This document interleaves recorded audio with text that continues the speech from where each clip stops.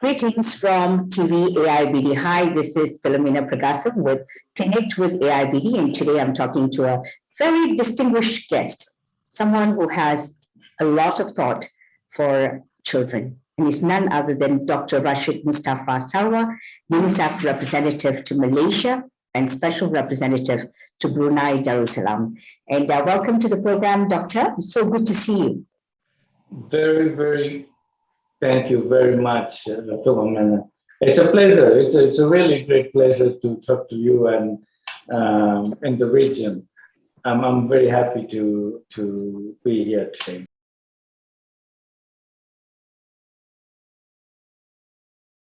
And it's fantastic because ever since you came to Malaysia, you've been despite the pandemic, you've been really working hard, meeting with so many stakeholders and putting UNICEF at a totally different level and making everyone hear the voice of children, which has actually gone silent during the pandemic.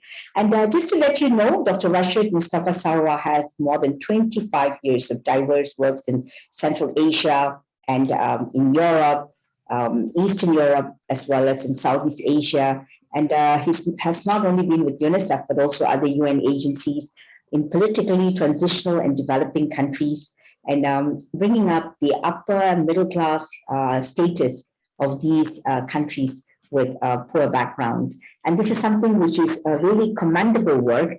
And I want to tell you that we are also proud that UNICEF is celebrating its 75th anniversary, Dr. Rashed. So perhaps looking back at 25 years of your tenure in UNICEF, how has it been? What are some of those really breaking milestones in your career with UNICEF? Dr. Rashed? Thank you, Philomena, very much. You have described me graciously. Thank you. 25 years. It just went a little bit so fast. And I think that if I could have another 25 years with UN, because I worked in various countries, different countries. I worked in acute emergencies. I worked in the stable countries like Malaysia, and also transitioning countries. And the needs for children, needs to work with the people, are always been my priority. And I enjoyed enormously serving people. I have so many memories in different countries, but one common thing is that I found myself useful. I found myself needed, and it's not me, it's UN, United Nations, UNICEF, UNHCR that I worked with.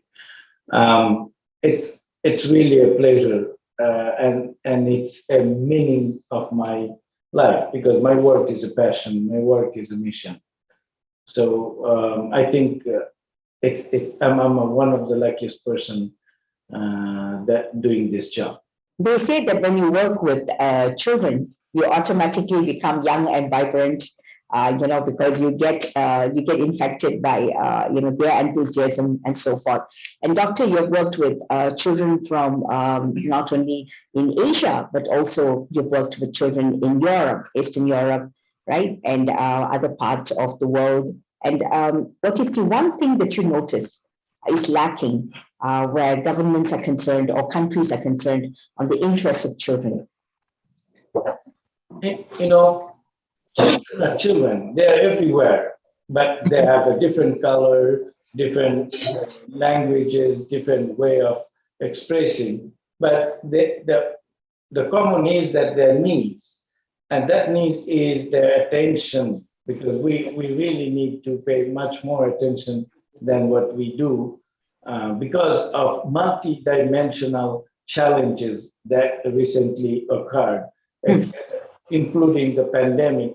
But also related to pandemic, there are quite a few other challenges. So I think wherever the children, they are always the children, the need would be very similar. It's in Africa, Europe, or Asia, wherever they are. Okay, and one of the things that people comment about during the pandemic, right? And we can even look at surveys initiated by the European Commission. It actually states that the COVID pandemic had pushed children and young people in Europe and beyond towards stress and uncertainty. Now, these are some of the things that are happening as a result of the pandemic that you just mentioned. So, what was UNICEF's role in solving this problem that arised actually? You know, I mean, the pandemic, the COVID-19 is a child rights crisis. It's a crisis of our future generation. And besides the economic poverty, besides the issues on health, one of the important part that for the children is missing is proper attention to mental health, proper attention from the parents, parenting. And I think we recently launched our global publication, State of the World's Children, dedicated to mental health. It's called On My Mind. And I think that's one of the key areas. It's an accumulative area from all other different challenges. And what we were strongly advocating is going back to school, because children needs their community, children needs their socialization, children needs to speak to their peers. And we were globally advocating that children should go back to school, but a school which is safe for them, which is clean and good for their environment. And second thing is also we are strongly advocating for proper attention to the teachers. Teachers should be vaccinated. All education professionals should be properly vaccinated so that they take proper care, healthy care to the children. So school should be a very good environment and atmosphere for their mental health, for their stress situation, as well as development, emotional, psychological, and cultural development. Thank you, Doctor, for enlightening us on the plight of children. And you mentioned that school is so important. And I have to agree, because when children are stuck in their homes as a result of this pandemic, and not everyone has connectivity. So this has become a big issue where they're not able to go to school or they lag behind in their studies. Now, I just want to talk about one of the few initiatives that you started, and this is towards children's rights. We're talking about here in Malaysia, which you're representing Malaysia and Brunei. So what you've done is initiate a partnership with Suhakam and Suhakam Malaysia, joining the COVAX, a coalition of WHO, GAVI, UNICEF. Now, what is this coalition? And what do you aim to achieve with this joint project?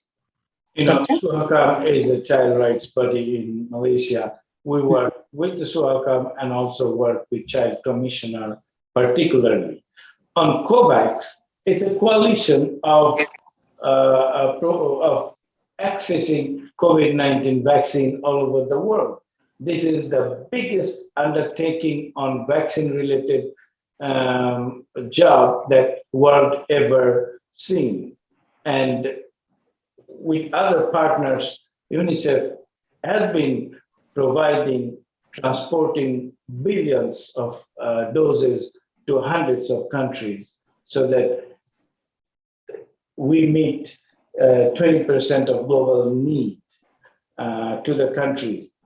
We talk about vaccine equity, we talk about access, and we talk about proper distribution.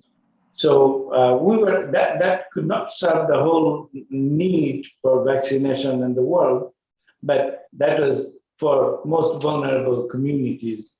Yeah, and this is a very applaudable initiative because UNICEF has also been very, very actively involved in other initiatives in assisting, especially in other countries, such as we're looking at India and other nations that actually needed oxygen when they had a huge second wave in these countries. I think it was UNICEF working at a global level to achieve and bring about some amount of comfort and change in society. Dr. Rashid?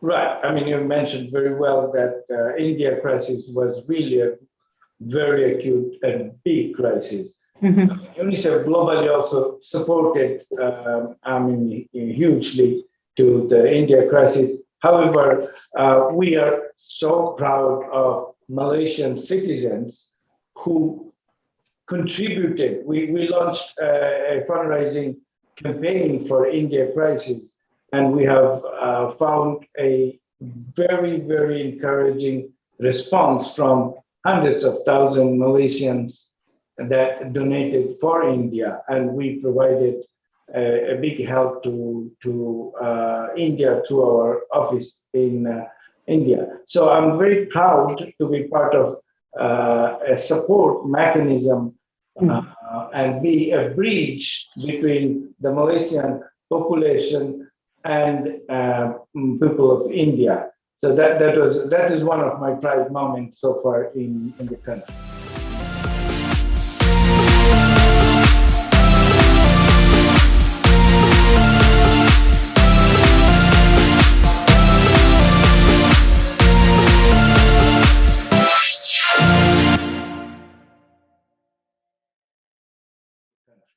And this is great because you're dealing with governments, and the UNICEF itself has the credibility. And it's not just governments, but it's also funds that are being transferred to reach out to people who actually need it. And I must say that congratulations to you, because you, as the person who is actually the UNICEF representative to Malaysia, Doctor, you've been working very closely with not just government, but also with the private entities, right? And such fundraising and projects to assist countries and children everywhere is a result of your networking with the private sector. Now, tell me, why is it so important?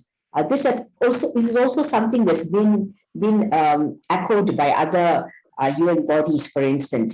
For private sector involvement, you can't just mobilize anything by yourself. But what are your thoughts with UNICEF and your vision, Doctor? Thank you, Philomena. We have been in Malaysia since 1964, so we have a very, very good presence in the country, and I really have a very, very good team. So it's not only me that we could do. I'm also lucky to say that we also raised a very good amount of money for Malaysian health facilities.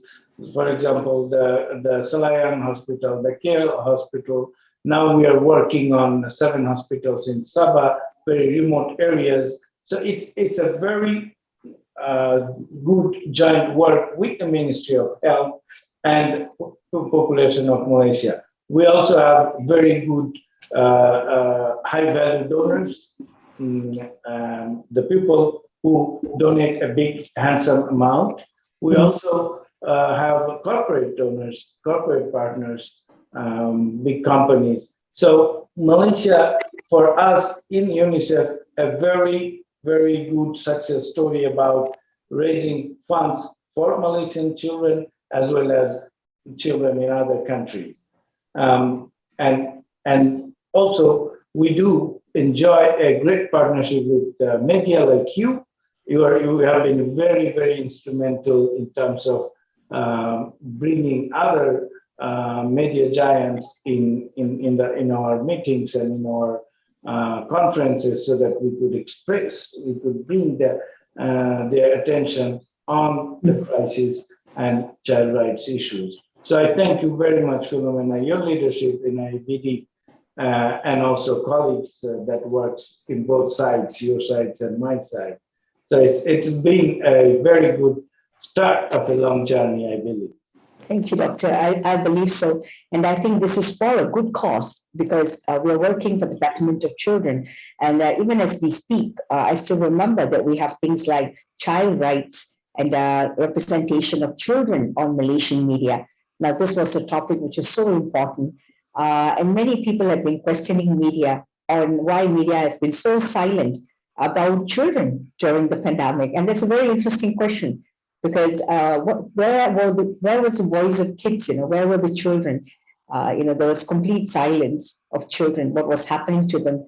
And media certainly has a huge role. And thank you, Doctor, because you not only alerted other people, but I think media is one change maker. And I'm glad that UNICEF is embarking on a lot of projects with media bodies like AIBD. Dr. Rashed, I also want to go on to your future projects that you might have, because you're working with two countries.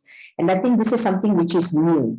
We had UNICEF Malaysia, but now you're heading UNICEF Malaysia and also Brunei, right? So what's the future like? We're looking at the world opening up in 2022. And so what are your future plans, perhaps? You're looking at an ASEAN level that we are, since you are in this region, Dr. Rashed? So, thank you. Yes.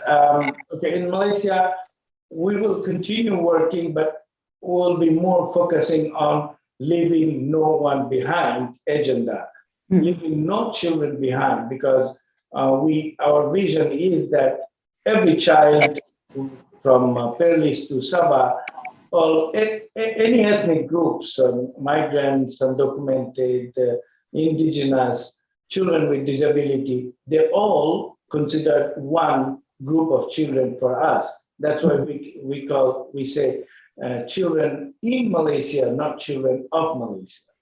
So we will continue working on for every child. It should be in Sabah or in Kelantan or in KL, wherever they are, and working hands to hands with partners like government partners, private sector partners, and other civil society media partners. So this is what I call it guiding principles for our work in future, and we will continue addressing and focus on immediate needs. In Brunei, we have started very, very robust, very vibrant conversation with the government. We are conducting a health and nutrition survey there to assess the situation of children and women in different age group. We have been talking about working with the young people. And then we know that Brunei is chairing the ASEAN forum this year, and Malaysia has a huge influence on ASEAN as well. So we will. I'm in touch with my other colleagues in other ASEAN countries. ASEAN agenda is a part of my agenda, part of our office agenda as well. And you are part of that agenda, Philomena, because you are not only Malaysian organization, media giant, you are regional media giant. So that's one of our partnership is a part of ASEAN and beyond. So we will be really working for children wherever they are. That's really good, because it's good to know that we're looking at a holistic picture, and it's easier to plan rather than just looking at one focus area. Now, Doctor, talking about, I just want to go back to your personal self and your venture into UNICEF, right? This is just a personal story. How did you end up in this? I think you're from Bangladesh, but I know that you've not been to your country because you've really been traveling quite a lot everywhere. Tell me, Doctor, what inspired you to be in this noble field? No, I'm born in Bangladesh, but I left about 35 years ago. I went to study in Moscow in medical science. But how I ended up in UNICEF, it's maybe it's my destiny. I did graduate, I did do higher study, and suddenly it happened that I am with UN. I started not with UNICEF, I started with other UN agencies. For a very short term, I thought that let me try, and then I can go back to my medical background. But then I loved it. I found that I can do much more working with UN. And it's fun, you travel around, you meet people, different cultures, for you, world become one. And that's what I really love. And now it's not a profession only, it's my passion and mission as well. So, Fantastic. so my move from a professional medical doctor to wherever I am, that's a very fantastic journey for me, and And I enjoy that.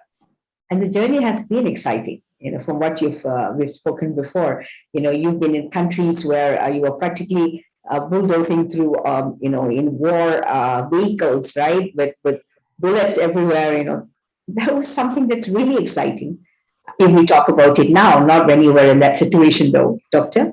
Yeah, exactly. No, I've been through a very, very unsecured war-prone areas. Um, I don't know whether now I would go there. Maybe yes, I would. But that time, it was life-saving missions, and I call it always mission because yes, it is mission. And I think that I was useful saving lives. I was useful supporting people. I was useful bringing people back to their home after work, or taking people in a secured zone from the battlefield. So whatever, either I brought people back home or take them away from their home where is not security. Both were useful, and I have enjoyed that very much. And you're still saving lives, from war-torn, saving children and people from war-torn countries, and taking people away from the bruises and hurt in a battlefield. You're now battling for the rights of children in a pandemic and ensuring that they keep alive, stay alive, and that they are able to lead normal lives. What a noble profession it has been for you, Doctor. Dr. Rashed, it's been very interesting talking to you today. You've thrown up, Doctor, you've shown us quite a lot of areas that need to be looked at where children are concerned. Thank you so much, Doctor. Any parting words? No, yes, I just, all pleasure of mine, because I love to talk about children. And today I had the pleasure to talking to you, because you are not only a media, regional media, you are the partner. You are UNICEF partner, you are my partner. So happy to be your partner, and looking forward to talk to you again. Thank you, Dr. Rashed. So I'm talking to Dr. Sawar Rashed, and a very interesting gentleman who has done a lot for children, not just in Malaysia. As you can see, 25 years career is a long time, and working in the United Nations, working for children, and making a mark in whichever country he's in. Thank you so much for talking with us here at AIBD, Dr. Rashed. Thank you very much. Thank you for inviting me. Thank you, Doctor.